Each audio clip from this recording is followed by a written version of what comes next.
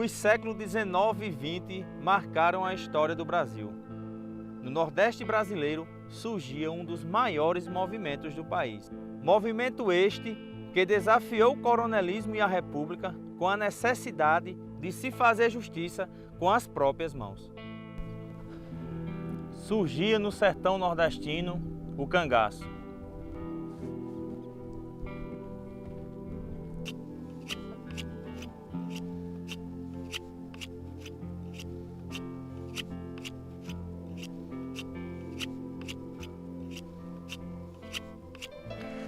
Foi aqui que em 1879, Jesuíno Brilhante, o primeiro dos grandes cangaceiros, deu seu último suspiro. Estamos às margens dos Riachos dos Porcos e este local, que entra para a história como Serrote das Tropas, é o palco derradeiro de Jesuíno Brilhante. Jesuíno Alves de Melo Calado, do sítio Tuiuiu, Patu RN, nasce no ano de 1844 e entra para o cangaço devido rixas com a família dos Limões, protegidos da família Lobo do Camucá. São 9 anos de grandes feitos, de grandes brigas com o poder público e com a família Limão. E no ano de 1879, mais ou menos no dia 20 de novembro, aqui, nesse local, Preto Limão, o seu último inimigo, o seu primeiro e último inimigo, vale frisar, põe fim na vida do cangaceiro, que entra para a história como o cangaceiro romântico. Acompanhava Jesuíno Brilhante naquele 20 de novembro os seus irmãos, João Filho e Lucas, e mais 3 ou 4 cangaceiros. E muito afoito, toma a frente do bando e quando vai passando nessas imediações, é surpreendido por um tiro certeiro do cabo Preto Limão.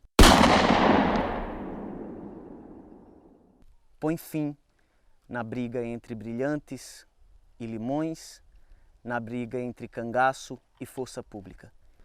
Mas os ricos se juntaram com o governo da nação, lhe botam emboscada e ele morre à traição. Mas o povo não esquece, sonha com ele e o sertão. Foi assim que o poeta imortalizou o derradeiro ato do cangaceiro Jesuíno Brilhante. Jesuíno é alvejado aqui no serrote que passa para a história como Serrote das Tropas, mas é enterrado por seu irmão numa localidade mais à frente denominada Palha. Dias depois, um médico, amigo da família, da cidade de Mossoró, Rio Grande do Norte, vem, recolhe os restos mortais, principalmente a cabeça, e leva para a cidade de Mossoró, onde ficou exposta no colégio diocesano durante muito tempo. Depois, o crânio de Jesuíno é doado para o acervo de Juliano Moreira, médico psiquiatra muito conhecido no Brasil inteiro, e lá ficou até os dias de hoje, quando não se tem paradeiro dos restos mortais do primeiro grande cangaceiro da história.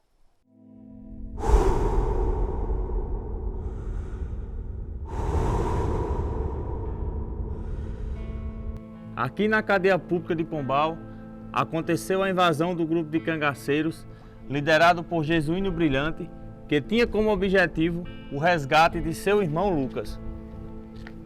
Nós estamos aqui no interior da cadeia de Pombal, a antiga cadeia de Pombal, que ela já foi desativada na década de 1970 e hoje é um museu, né? Essa cadeia foi construída em meados do século XIX, em 1848 foi iniciada a construção. E a passagem de Jesuíno por aqui é porque a mãe de Jesuíno Brilhante era daqui de Pombal, né? E eles moravam em Patu, né? Inclusive foi lá que Jesuíno nasceu. E depois que aconteceu uma desavença com a família Limão, a família veio para aqui, para Pombal. E depois mais que o irmão de Jesuíno, Lucas, assassinou um dos Limão, né? Que tentou surrá-lo. Isso foi em Catral do Rocha. E depois esse Lucas foi preso e transferido para aqui, para Pombal, né? Que era a cadeia mais segura que existia no sertão. Aqui existia preso de toda a região, de Souza, de Cajazeiras, de Itaporanga, que na época se chamava Misericórdia, de Patos, né? De toda essa região. Quando tinha um preso mais perigoso, eles mandavam para cá. E foi o que aconteceu com Lucas. E quando esse o Lucas foi preso, veio juntamente com o Manuel Pajeú. Quer dizer, no caso eram 2 que estavam presos aqui. E na madrugada, né, do dia 19 de fevereiro de 1874, portanto, 150 anos, né, há 150 anos, esse pessoal, o jesuíno veio soltar esse pessoal, resgatar esses presos, né, na madrugada de 19 de fevereiro de 1874. Para a gente contar direitinho como se deu esse fato, a gente precisa voltar um pouco no tempo, 10 anos mais ou menos. Entre 1864 e 1870, aconteceu a Guerra do Paraguai. Né? Estava acontecendo a Guerra do Paraguai. A Guarda Nacional, né, no caso ligado a Dom Pedro II, ele estava recolhendo à força, forçosamente, né, as pessoas para participar da guerra. E muita gente se escondia. Né? Aí aconteceu que tinha um senhor, um ex-escravo, que ele foi se esconder em Capel do Rocha. Só que o delegado daqui, ele na época, ele sabia onde esse cara estava. Quando o pessoal veio pegar as pessoas para a guerra, entregou, disse onde ele estava. E foi lá junto e prendeu ele e botou ele para a guerra. Né? Era um senhor, essa pessoa, era um ex-escravo, já estava liberto, né? E ele ficou revoltado, porque ele foi levado, como se diz, compulsoriamente, né? Levado à força para a guerra. E ele disse que um dia se vingava, né? E foi. Ninguém sabe por quê, ele alegou, chegou, e pouco tempo depois ele voltou, retornou aqui, né? Para Pombal, dizendo que foi dispensado porque estava doente. E ficou por aqui e andava comentando que ia se vingar do ex-delegado, que na época já era ex-delegado, que tinha entregado ele, que era um fazendeiro muito rico, dono da fazenda Vaza Comprida. E ele tinha inimizado com esse, era adversário político, né, com esse proprietário dessa fazenda, né, o que eu falei, o Francisco de Oliveira Freitas. Então, quando ele soube que o rapaz, o senhor, o ex-escravo, queria se vingar, chamou ele para morar na propriedade dele. Já para se aproveitar, né? Fazer a vingança através dele. Aí, ele era dono da fazenda São Benedito. E esse rapaz veio, e até que um dia, uma noite, melhor dizendo, no início da noite, em torno de 7 horas, houve um atentado, né, na noite, e foi exatamente esse escravo foi lá atentar contra a vida desse senhor. Ninguém viu, mas quando o primeiro suspeito foi ele, a polícia foi lá e encontrou ainda a arma escondida e ele foi preso. Esse cara foi preso. Quando esse cara foi preso, ele alegou que tinha sido ele, né? Muita gente achava que tinha sido o João, como de fato tinha sido, porque ele já tinha inimizado com o Francisco, o João Dantas. Mas ele assumiu a responsabilidade e foi condenado a 20 anos de cadeia. Ele foi condenado a 20 anos de cadeia e sob a promessa de João, de não entregar ele, sob a promessa de que ia lutar para soltá-lo. E assim João fez. Primeiramente, o João Dantas arranjou uma testemunha de que não tinha sido ele, essa testemunha se auto-acusou, dizendo que tinha sido ele, né? Mas quando foi na hora da oitiva, quando foi ouvido, o próprio capitão Francisco, que tinha sofrido atentado, fez umas perguntas a ele não soube responder, não sabia nem que hora tinha sido, nem alguns detalhes que não. Ele disse, não, isso aí é combinado. Resultado, arquivaram novamente o processo e o cara ficou pagando os 20 anos. Quando aconteceu essa questão do Lucas ser transferido para Pombal, a gente já está 4 anos na frente, né? Em 1874, né? Quando aconteceu do Lucas vir para aqui para Pombal, aí foi outra vez João achou ali, o João Dantas achou ali uma oportunidade de soltar o preso dele que estava aqui cumprindo pena. Aí procurou jesuíno. Nessa época, a família de jesuíno já morava aqui em Pombal. Depois dessa questão com os irmãos, compraram uma propriedade aqui, a propriedade Boa Vista, e eles vieram morar aqui em Pombal. E quando ele combinou, disse, olha, o seguinte, pode deixar que eu facilite tudo. Ele era o capitão da Guarda Nacional, mas só que ele tinha uma intriga com o delegado, o responsável pela cadeia. Era do outro grupo político. Mas não se preocupe, ele dizia na Jesuína, né? Não se preocupe que eu resolvo isso. Aí o que aconteceu? Ele pegou um homem dele, um alferes, que ele era comandante da Guarda Nacional, né? E aí ele pegou um alferes da extrema confiança dele, o João pegou, né? E combinou. Ele passou um desaparecido, o alferes, dizendo que tinha sido chamado da capital da província porque tinha sido promovido, né? E esse cara ninguém sabia, ele encheu, né, esse boato, né, que ele tinha. De repente o alferes aparece aqui novamente, dizendo que tinha sido promovido e chegou com a portaria do secretário de segurança, né, o comandante-geral da Guarda Nacional, né, e dizendo que tinha sido promovido e tinha sido nomeado delegado, exatamente para tirar da estrada aquele delegado que era inimigo de João, né, para facilitar tudo.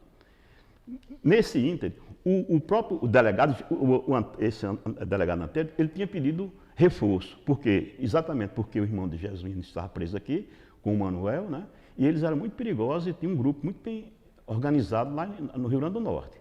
E podia vir resgatar, eles mandaram reforço para cá, né. Não tinha como entrar, porque estava muito reforçado, e a cadeia era segurança. A única maneira de sair dessa cadeia era pelas portas, né? Você vê que aqui é uma fortaleza. Então, ele estava muito reforçado. Quando ele nomeou esse delegado, esse cara chegou com a portaria, dizendo que é delegado, imediatamente o delegado, né, com a portaria do secretário, entregou o cargo a ele, né? Depois soube-se que essa portaria era falsa, né? Eles mesmo fabricaram na propriedade do... Lá aqui, naquela época, a comunicação era muito difícil. Daqui que soubesse, né? O chefe de polícia, o que a gente chama de secretário de segurança lá, na capital, né? Nossa Senhora das Neves, na época se chamava, né? Atual João Pessoa.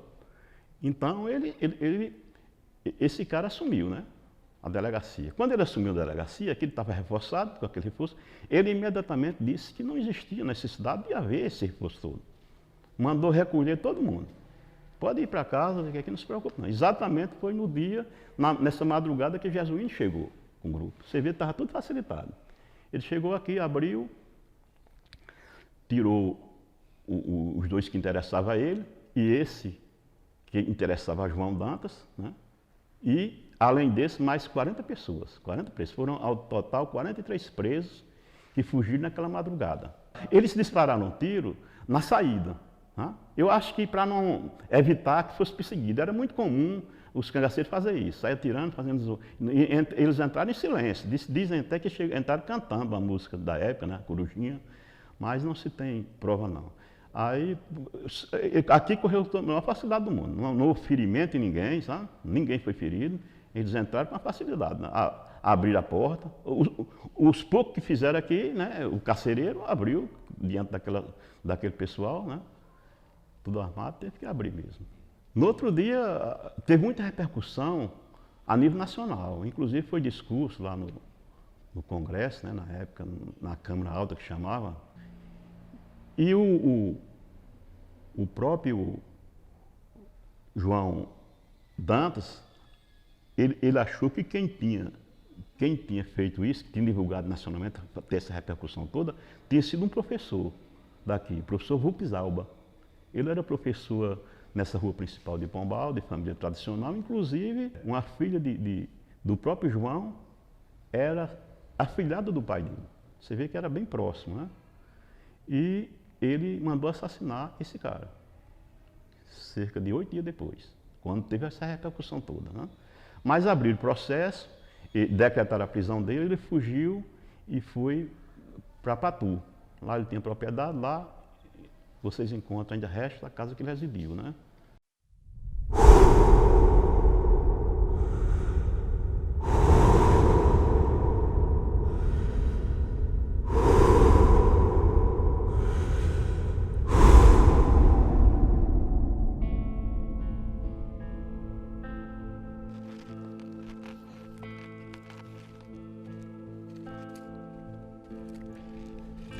Em 1922, o grupo liderado pelos cangaceiros Ulisses Liberato e Senhor Pereira cometeu o maior assalto da história do cangaço.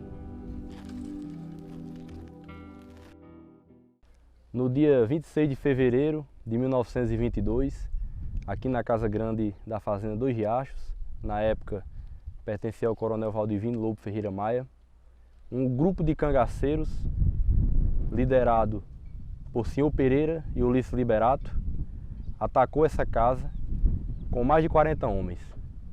Segundo o relato de Valdivino Benício Maia, que foi entrevistado por Zezito Maia, ele diz que um dos cangaceiros se aproximou das pessoas que estavam presentes na casa, que eram apenas mulheres e crianças, disse que nada de mal aconteceria com eles, contanto que ninguém atrapalhasse.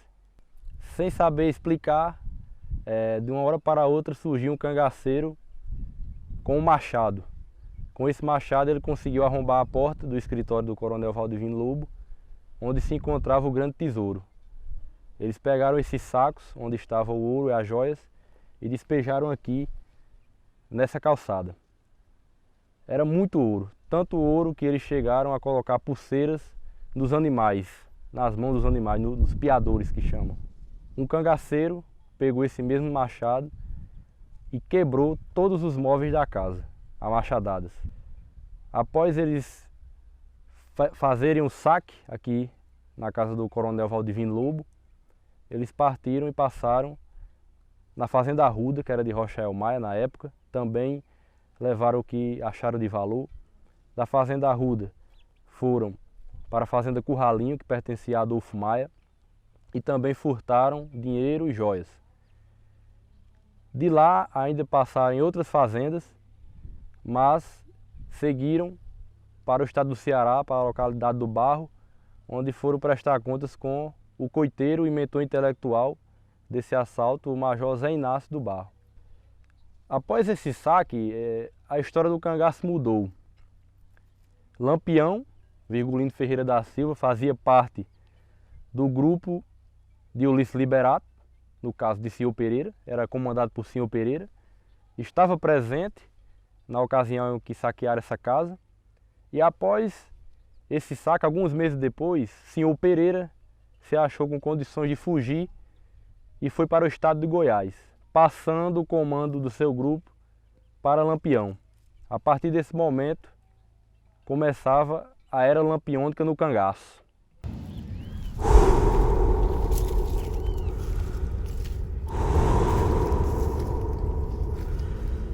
Foi aqui na cidade de Souza, no ano de 1924, que o bando de Lampião e Chico Pereira invadiram a cidade e cometeram diversos crimes contra a população e autoridades locais, deixando um grande marco na história da cidade de Souza.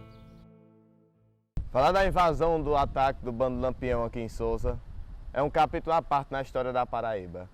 Primeiramente que Souza, na década de 20, ela já era uma cidade formada, já era uma cidade com um banco, já tinha aos arredores da Igreja da Matriz, tinha já essa formação aqui da Igreja do Bom Jesus. Então Souza já era uma cidade formada, já era uma cidade moderna, para aquela época de 1924. Então, tudo começa devido a brigas políticas. A política tem que entrar no meio sempre. Então, quando o Denox destituiu as terras que pertenciam a Coronel João Rocha em São Gonçalo para a construção do açude, foram formados na vila de Nazarezinho e na cidade de Souza barracões. E um dos donos desse barracão era o próprio Coronel Zé Rocha e Coronel João Pereira de Nazarezinho, que é, por sinal, o pai de Chico Pereira. Nesse meio tempo, houve um ataque em Nazarezinho, em outro barracão de João Pereira, do Coronel João Pereira, em 1922. Nesse ataque, 4 sujeitos atiraram em Coronel João Pereira e esse, no seu leito de morte, pediu para o seu filho Chico não vingar a morte do pai. Otávio Mariz era um homem de grande influência política em Souza e ele tinha um inimigo muito comum, que era Chico Lopes. Chico Lopes era um amigo extremo de Chico Pereira, que era um cangaceiro.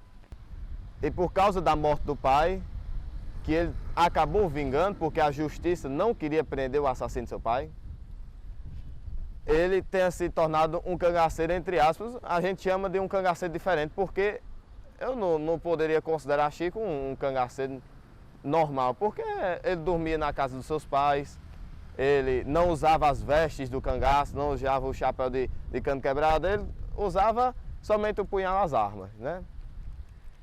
Então, nesse meio tempo, em um dia de feira, em Sousa, Otávio Mariz encontrou Chico Lopes e deu uma lapada de chicote em Chico Lopes. Depois dessa lapada, Chico foi pedir ajuda a Lampião. Lampião, naquela época, era muito amigo de Marcolino Pereira Diniz. E Marcolino, por ocasião, queria pegar umas planilhas que tinha em um barracão em Cajazeiras. E nesse barracão, os irmãos de Lampião naquele tempo estava ferido no pé.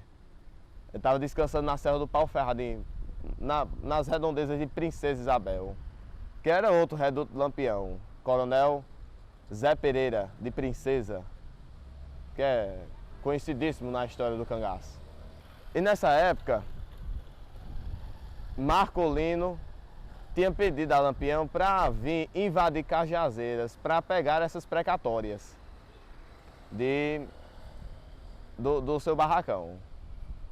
Só que como Lampião estava ferido no pé, aproveitando esse encontro de Chico Lopes, que foi surrado por Otávio, ele simplesmente disse a Marcolino, Lampião, disse a Marcolino que não conseguia vir porque estava ferido. Só que Antônio Ferreira, o irmão mais velho, o irmão mais velho de Lampião, disse a Marcolino disse a Lampião que dava para ir, ele conseguia ir, e juntou um bando para atacar Sousa, para ter Sousa como o seu ataque, depois Cajazeiras. É tanto que tem uma célebre frase que diz: Sousa fica no caminho de Cajazeiras, dá para ir nos dois cantos, nos dois locais. E foi o que aconteceu. No dia 27 de julho de 1924, os cangaceiros cortaram a linha do telégrafo, isso era 4 horas da manhã, e invadiram Sousa. Uma invasão, não houve em Sousa nenhuma morte, mas em compensação roubos e estupros foram imensos.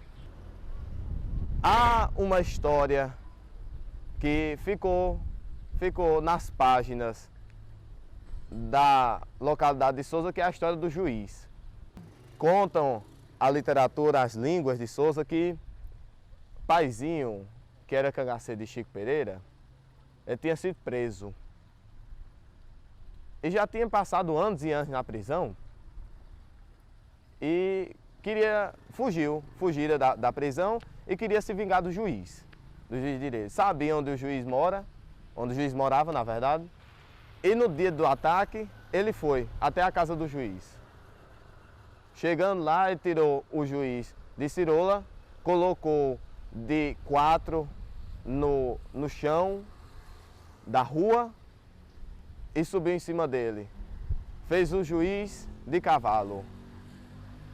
Quando ele não queria fazer mais o juiz de cavalo, ele atirava no chão e dizia: seu juiz, o senhor sabe dançar? E dava um tiro. Seu juiz, o senhor não é nada. Aí dava tiros no chão.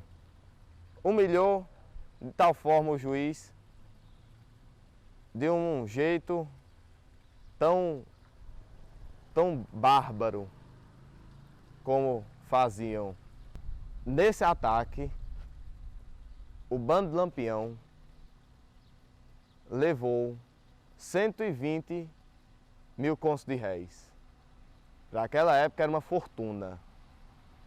É tanto que um dos embates de Lampião com Zé Pereira foi porque Lampião deixou uma parte do dinheiro que roubou daqui na casa de Zé Pereira e Zé Pereira provou o contrário.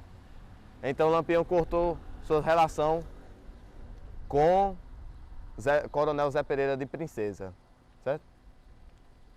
Souza, depois que os cangaceiros fizeram o que queriam aqui em Souza, roubaram os instrumentos da banda de música, saíram tocando por ruas conhecidas daqui de Souza, aos arredores da Praça da Matriz. Logo depois que eles foram embora, que eles deixaram Souza,